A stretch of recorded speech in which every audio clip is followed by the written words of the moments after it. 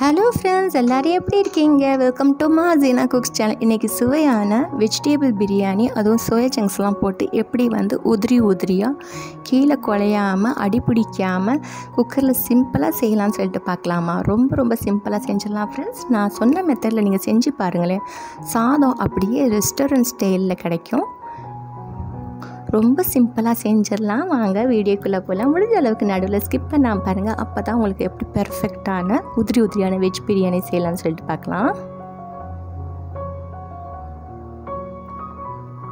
இப்போது ஒரு குக்கர் எடுத்துக்கோங்க. அந்த குக்கரில் ஒரு 4 ஸ்பூன் ரீஃபைண்ட் ஆயில் சேர்த்துக்கலாம். அதோட கீ நெய் 2 டேபிள் ஸ்பூன் சேர்த்துக்கோங்க. இப்போ பட்டை, கிராம்பு, ஏலக்காய், சோம்பு, கசகசா, இந்த ஹோல் கரம் மசாலாலாம் போட்டுக்கலாம். போட்டுட்டு நல்லா கொஞ்சம் வதங்கட்டும். ஸ்லைஸ்ட் ஆனியன் 1 போட்டுக்கோங்க. பெரிய வெங்காயம் கொஞ்சம் நல்லா கலர் சேஞ்ச் ஆகட்டும். அதோட ginger garlic paste 1 tablespoon ginger garlic பேஸ்ட்டையும் சேர்த்துட்டு நல்லா வதக்கி விட்டுக்கலாம். லைட்டாக கலர் டிரான்ஸ்பரண்ட் ஆகிற வரைக்கும் வதக்கி விட்டுக்கோங்க ஃப்ரெண்ட்ஸ். அதோட ஒரு கை ஃபுல்லாக புதினா இலைகளை சேர்த்துக்கலாம். அதோட ஒரு கை ஃபுல்லாக மல்லி இலைகள். இப்போ இதை நல்லா ஃபுல்லாக மிக்ஸ் பண்ணி ஃப்ரை பண்ணிக்கலாம். மீடியம் சைஸ் தக்காளியாக இருந்துச்சுன்னா 2 சேர்த்துக்கோங்க கட் பண்ணி.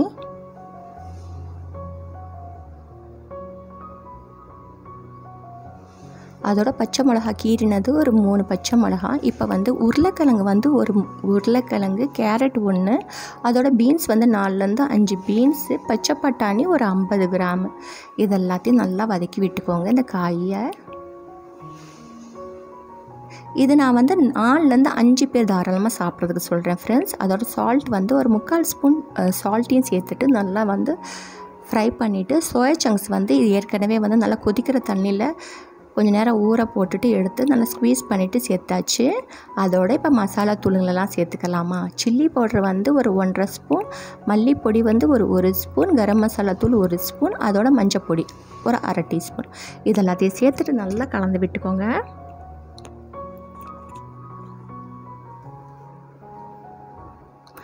அதோட தயிர் வீட்டில் உள்ள தயிர் தான், புளிக்காத தயிராக சேர்த்துக்கோங்க. ஒரு 2 டேபிள் ஸ்பூன் நல்லா சேர்த்துக்கோங்க.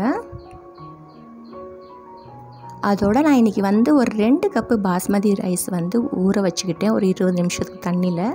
அதுக்கு ஒரு 3 கப்பு தண்ணி சேர்த்துக்கலாம். தண்ணி நல்லா கொதிக்கட்டும் ஃப்ரெண்ட்ஸ். அதோட 20 நிமிஷம் ஊற வச்சுன்னு சொன்னேன் இல்லையா, அந்த பாஸ்மதி ரைஸை தண்ணியெல்லாம் சுத்தமாக இல்லாமல் வடித்து சேர்த்துக்கோங்க. நம்மளுக்கு சாதம் உதிரியாக வர்றதுக்கு ஒரு 20 நிமிஷம் அட்லீஸ்ட் ஊற வைக்கணும். அப்போ தான் நல்லாயிருக்கும். அதுக்கு மேலே ஊற வச்சிங்கன்னா சாதம் சில சமயம் குழஞ்சாப்பில் வந்துடும். அதனால் இப்போ இதெல்லாம் நல்லா கலந்து விட்டுக்கோங்க. இப்போ உப்பெல்லாம் திட்டமாக இருக்கா என்னென்னு செக் பண்ணி பார்த்துக்கோங்க. உப்பு பார்த்து சேர்த்துக்கோங்க. அதோட லெமன் ஜூஸ் ஒரு 1/2 லெமன் எடுத்து ஸ்க்வீஸ் பண்ணி விட்டுக்கலாம்.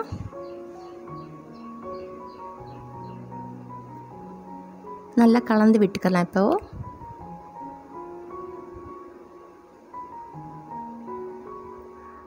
இப்போ உப்பு கொஞ்சம் பத்தலை, அதோட உப்பு இன்னும் கொஞ்சம் போட்டுக்கிட்டேன். ஒரு 1/2 டீஸ்பூன் உப்பையும் சேர்த்து நல்லா கலந்து விட்டுக்கிட்டேன். நம்ம நெய் ஏற்கனவே 2 டேபிள் ஸ்பூன் போட்டோம். இப்போ ஒரு 1/2 டீஸ்பூன் நெய் சேர்த்துக்கோங்க. கொஞ்சம் நல்லாயிருக்கும். நெய்யிலே செஞ்ச மாதிரி ஒரு ஃப்ளேவர் கிடைக்கும் கடைசியில். அதோட மூடி போட்டு ஒரு 2 விசில் வச்சு எடுத்தோம்னா சுவையான வெஜ் சோயா பிரியாணி ரெடி ஆயிரும். நீங்களும் இதே மெத்தடில் ட்ரை பண்ணுங்கள் ஃப்ரெண்ட்ஸ். உங்கள் வீட்லேயும் சூப்பரான வெஜ் பிரியாணி, அதுவும் அடி பிடிக்காமல் குலைவாகாமல் சாதம் உதிரியாக கிடைக்கும். நான் குழந்தைக்கு ஸ்கூலுக்கு காலேஜுகளுக்கோ நம்ம கொடுத்து விட்டுடலாம். அழகாக சாப்பிட்டு வந்துடுவாங்க.